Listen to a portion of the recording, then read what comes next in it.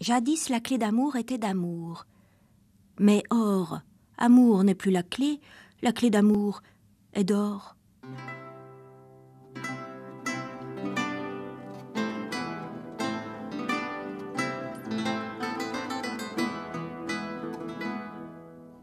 Ton cœur, m'encourageant, m'a fait perdre le cœur.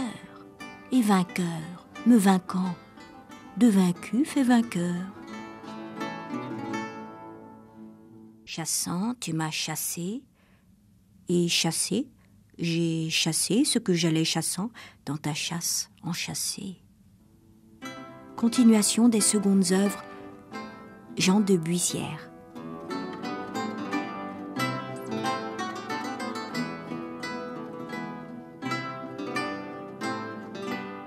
Du point de vue du langage et du rapport au langage, est-ce que l'arrivée du baroque ne change pas réellement quelque chose ?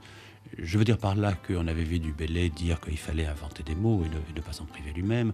On avait vu dans les folâtries particulièrement Ronsard s'amuser, mais justement s'amuser simplement, à écrire quelques strophes dans lesquelles la moitié des mots étaient inventés tout à fait exprès. Et on a l'impression qu'avec la poésie baroque, c'est repris, mais je dirais d'une manière absolument systématique, volontaire et pour chercher des effets. Comme si il y avait une sorte de plaisir à manier le langage, à manier les mots, et comme si d'une certaine façon on ne disposait jamais assez de mots pour arriver à dire les choses et pour arriver à développer en fin de compte la surabondance de la nature. Oui, sans doute, il doit y avoir en effet cette volonté d'accumulation. Gisèle Mathieu Castellani. Cette volonté de toujours dire plutôt trop, de ce sentiment que, là encore, quand il n'y a pas trop, il n'y a pas assez. Et là encore, peut-être qu'on pourrait distinguer entre les maniéristes et les baroques.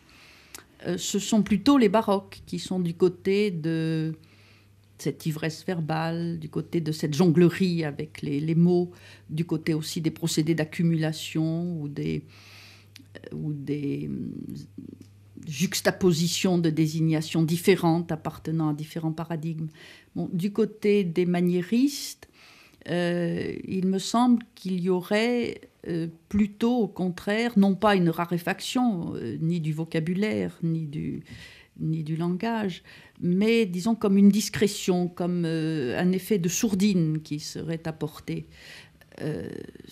Il y a par exemple une certaine violence dans les poésies de Théophile ou dans les poésies de Tristan l'Hermite, mais c'est une violence toujours assourdie, une violence qui ne se déchaîne pas, une violence qui est toujours très discrète en quelque sorte, qui mérite à peine le terme de violence. Je l'emploie parce que le mot figure chez eux dans leur lexique, mais c'est à peine une violence.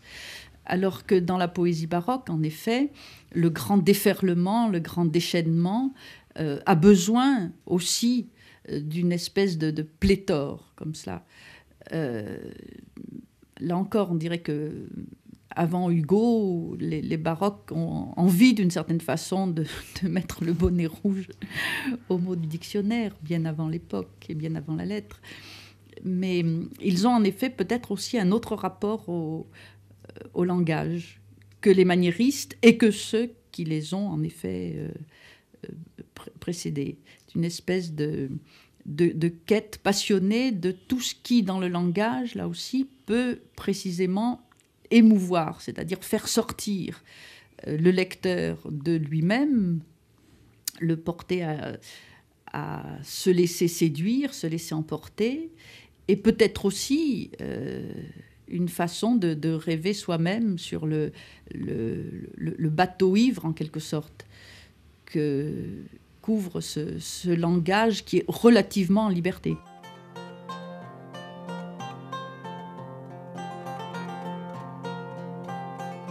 Le cabinet satirique, sonnet anonyme.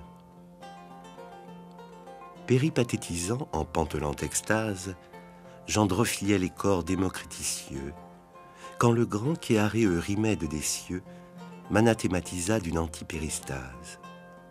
Je m'y attélepté qu'au terre orgueil caucase, le célivole feu paissait prodigieux. l'oiseau cardiophage, alors présagieux, j'antithèse mes sens d'une ectyptique phrase. Ma daphniphage voix en oraclifiant fatidique, et ma main phébumusifiant frontispicère l'art de ma philanthrope âme. Si, qu'en catastrophant l'encycliosité, avec l'antipathie et l'hermaphrodité, j'androgyne mon front d'un double épithalame.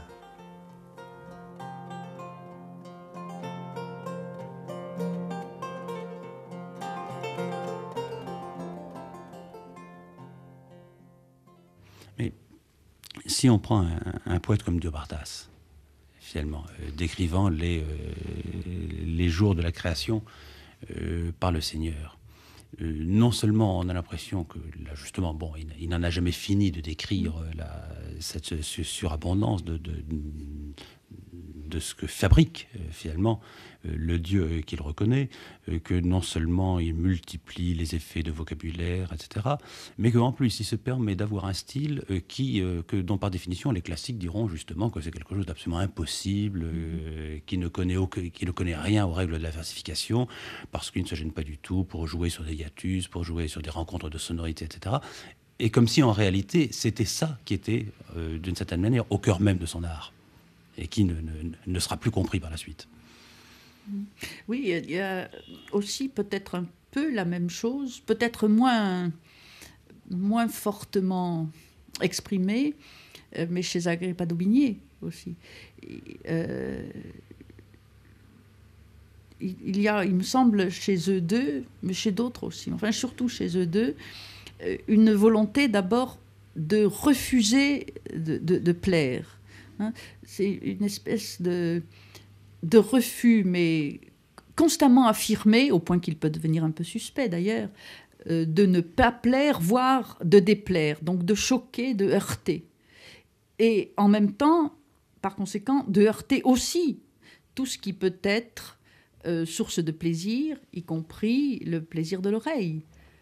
Quand vous parliez justement de l'hiatus qui est presque recherché d'une certaine façon, ou du choc de sonorité qui est là aussi d'une certaine manière recherché, c'est aussi une façon d'envoyer des espèces d'électrochocs au lecteur, de le secouer, de lui envoyer des coups, et même des coups quelquefois un peu désagréables.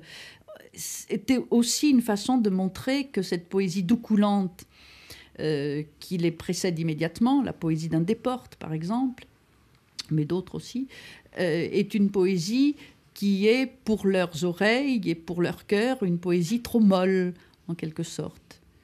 Et à côté de cela, évidemment, il y a aussi des merveilles, mais il y a aussi à côté de la merveille l'espèce de monstre. Mais est-ce que ce serait un peu dans la même ligne que l'on trouverait, par exemple, cette sorte d'usage qui devient quand même extraordinairement fréquent de l'oxymore ? C'est-à-dire dire dans la même expression, de dire le contraire. Enfin, je rappelle la fameuse l'obscure clarté qui tombait des étoiles de Corneille. Alors l'obscure clarté, c'est vrai que si on réfléchit un petit peu, on ne comprend pas très bien ce que ça veut dire, alors que poétiquement, au contraire, on le sent immédiatement. C'est-à-dire cette façon finalement de parler avec des expressions je dirais, déraisonnables, fondées sur l'antithèse, et qui sont pourtant destinées à créer du sens. C'est ça, destinées à créer du sens, et en exigeant aussi du lecteur un travail de quête aussi du sens. C'est une poésie qui ne se donne pas, peut-être, d'emblée, et du premier coup, à la première lecture, au premier coup d'œil. C'est une poésie qu'on apprend à aimer, mais qui, quelquefois, au premier abord, nous écarte aussi.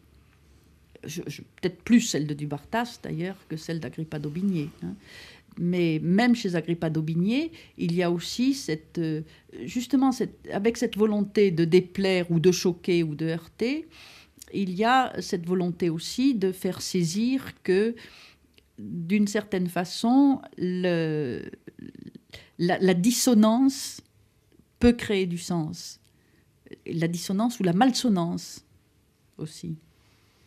Et on est très loin là de la poétique de la Pléiade, évidemment. Et de la poétique classique aussi, ça va sans dire.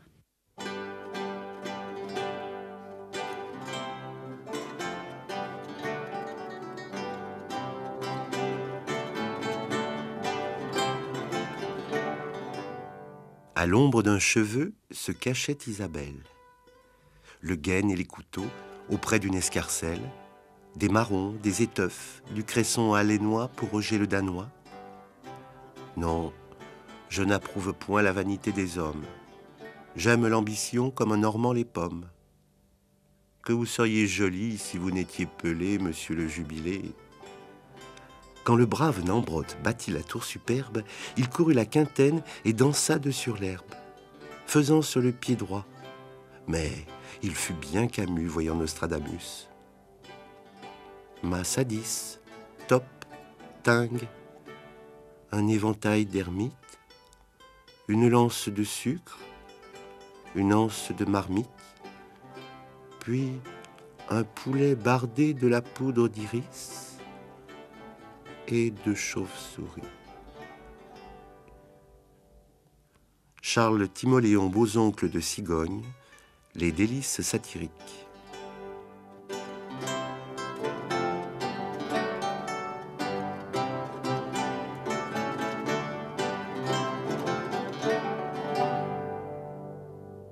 Et la mer et l'amour ont la mer pour partage. Et la mer est amère, et l'amour est amer. L'on s'abîme en l'amour aussi bien qu'en la mer, car la mer et l'amour ne sont point sans orage. Celui qui craint les eaux, qu'il demeure au rivage. Celui qui craint les maux qu'on souffre pour aimer, qu'il ne se laisse pas à l'amour enflammer, et tous deux, ils seront sans hasard de naufrage. La mer de l'amour eut la mer pour berceau.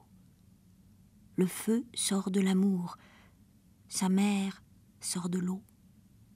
Mais l'eau contre ce feu ne peut fournir des armes. Si l'eau pouvait éteindre un brasier amoureux, ton amour qui me brûle est si fort douloureux que j'eusse éteint son feu de la mer de mes larmes. Pierre de Marbeuf. Que signifie au juste, d'après vous, le jeu, je dirais presque la délectation du jeu avec le langage? Et la mer et l'amour ont la mer pour partage. Bon, je dirais qu'à la limite, d'ailleurs, si on ne fait que l'entendre, si on ne le voit pas, on ne comprend même pas ce que ça veut dire, parce qu'il faut voir que et l'amour et la mer ont la mer, c'est L' amer, l'amertume, en fin de compte. Mais comme s'il y avait effectivement cette espèce de joie très profonde à jouer avec les sonorités voisines, pour faire rendre, je dirais presque, le langage au-delà de ce qu'il est normalement capable.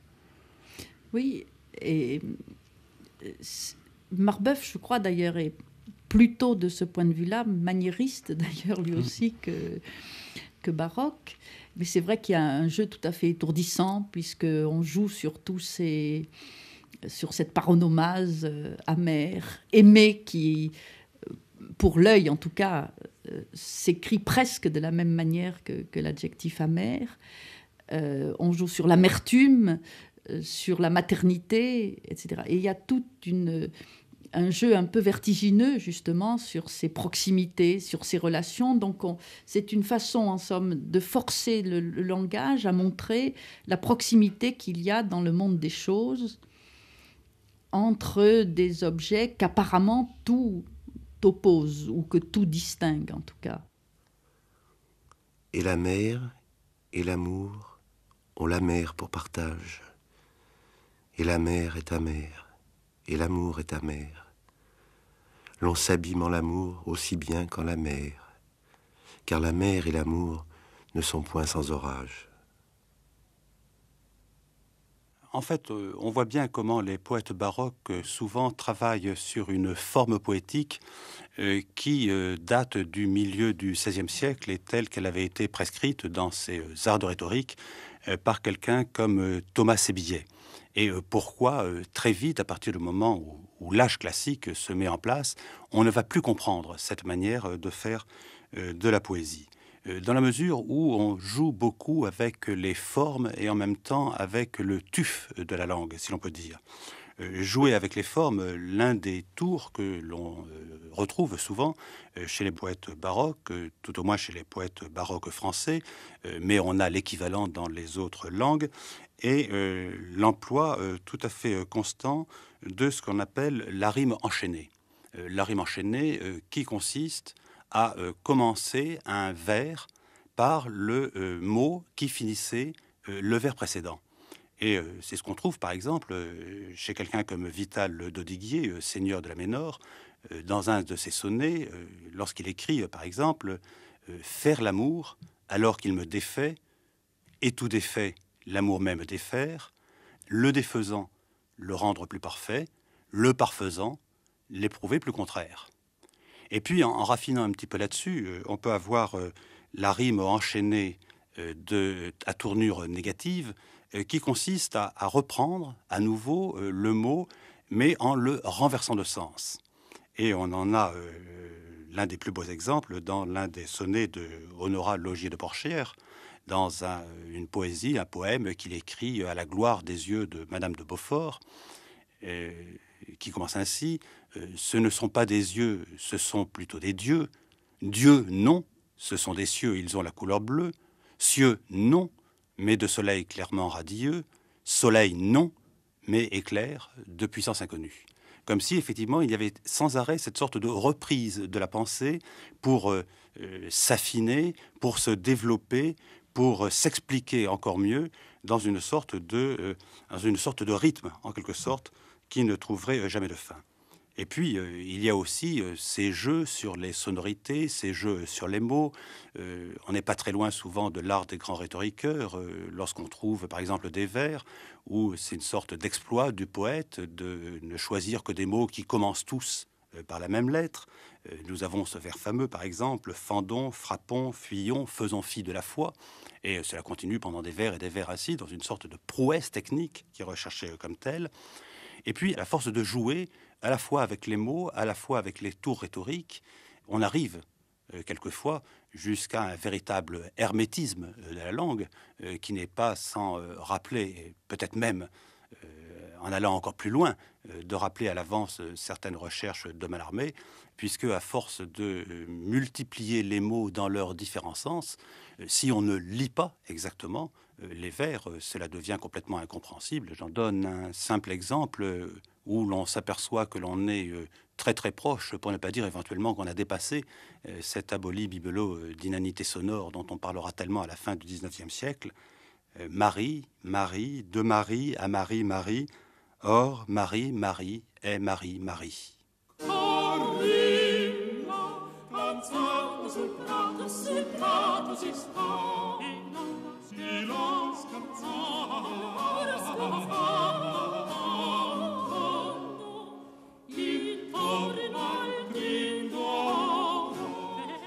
À cette époque, il semble qu'il y a quelque chose de très nouveau qui s'installe, que nous croyons, je dirais, avoir inventé dans notre siècle, qui est la littérature réfléchissant sur elle-même. Je pense par exemple à ce que l'on trouve souvent dans le théâtre, que ce soit chez Shakespeare, bien entendu, que ce soit dans les autos sacramentales espagnoles, qui est que dans le théâtre, il va se créer du théâtre qui donne la manière dont la première pièce, en fait, est structurée. Ou bien alors, on voit apparaître de ces poèmes, je pense à Théophile de Viau, je pense à Saint-Amand sur la manière d'écrire un sonnet, où tout à coup, le poème devient la manière même d'écrire le poème. Et là, on a l'impression qu'il y a quelque chose finalement d'assez bref dans la littérature française, mais qui apportait quelque chose de, je dirais à l'époque, de radicalement nouveau.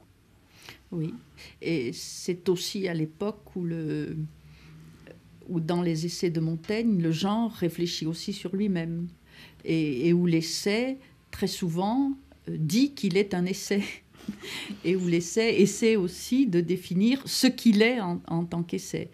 C'est vrai qu'il y a toute cette activité de réflexion sur l'écriture que pratique en effet l'écriture elle-même, soit dans la poésie, soit dans la prose. Et dans la prose, il faudrait voir, outre Montaigne, peut-être quelqu'un comme Béroald de Verville aussi, qui met en scène le procès d'écriture et la réflexion sur le procès d'écriture. Peut-être que ce serait à mettre en relation, je ne sais pas, j'en suis pas sûre, mais peut-être que ce serait à mettre en relation avec la naissance et la prolifération du commentaire. Et le fait que la glose tente à s'intégrer au texte. Donc, mettons vers 1570, à peu près 1580, on a l'impression qu'il y a comme cela, à l'intérieur même du texte, des textes, une activité métaréflexive qui, au lieu de séparer, de mettre à part la glose, l'intègre à l'intérieur du texte. On pourrait citer aussi, d'ailleurs, dans cet ordre d'idées, les nouvelles de Marguerite Navarre, l'Heptaméron, avec cette réflexion du genre de la nouvelle sur lui-même. Le fait que, par exemple, les devis des personnages sont à peu près l'équivalent d'un commentaire, mais un commentaire qui est non seulement intégré dans la fiction, mais qui, en outre, à son tour, engendre une fiction, puisque à partir des devis se fait non seulement une mise en question du récit, mais aussi s'indiquent les traces d'une espèce de petit roman qui unirait les personnages entre eux. Donc il y a une espèce de mise en abîme comme cela, qu'on trouverait donc de façon très différente, hein, selon qu'on regarde la nouvelle, selon qu'on regarde l'essai, selon qu'on regarde le théâtre, évidemment, selon qu'on regarde la poésie, mais peut-être qu'on y verrait cette espèce de dédoublement qui, pour nous, apparaît comme une marque de notre modernité, c'est vrai.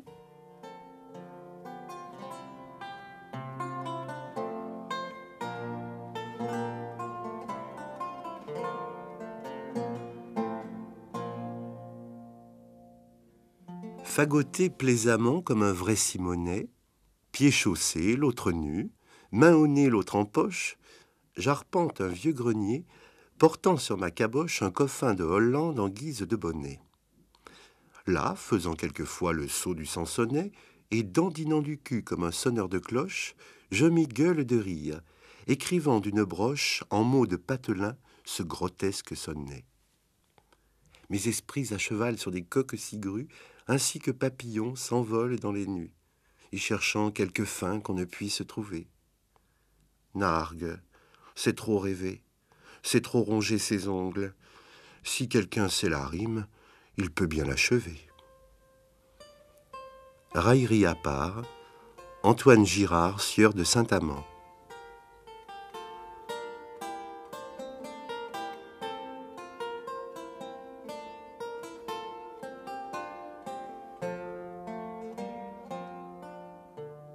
Le baroque est spéculaire. Christine Bussy-Glucksmann. C'est une sorte d'immense miroir promené sur soi qui fait que la théâtralité se dédouble. Comme on dit, elle se met en abîme. Donc on va montrer le théâtre sur le théâtre. Et non seulement le théâtre sur le théâtre, mais l'illusion dans l'illusion. Et ainsi de suite à l'infini. Si bien qu'on peut dire qu'on est toujours pris au leurre de l'illusion.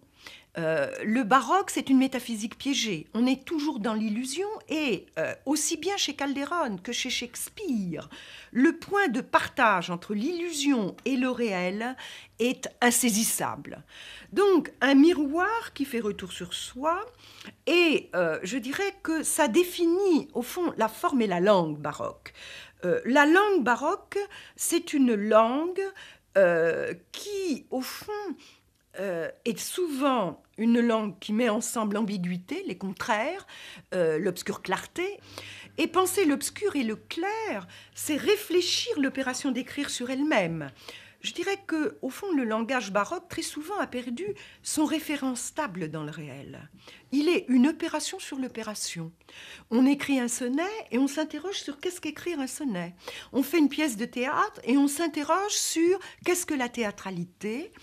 Je dirais que cette forme en miroir, cette forme en abîme, cette forme qui s'analyse elle-même, et que dire de Cervantes, qui est vraiment le roman dans le roman, puisque dans le roman, on y confronte le prosaïque du réel et l'imaginaire du monde du roman antérieur. Bon, donc toutes les formes se dédoublent.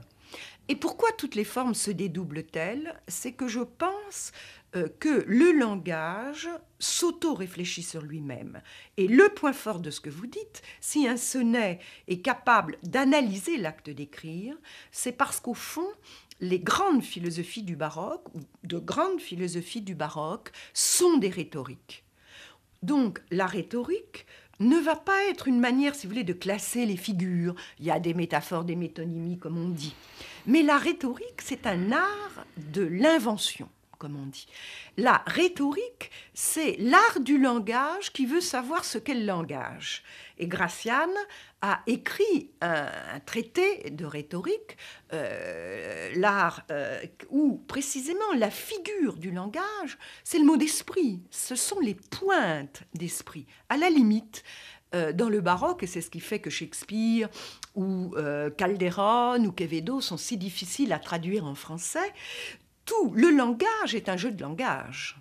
Tout le langage est habité par des forces contradictoires, par une ambiguïté essentielle, par du retour sur soi, c'est-à-dire, au fond, par une rhétorique qui est une métaphysique.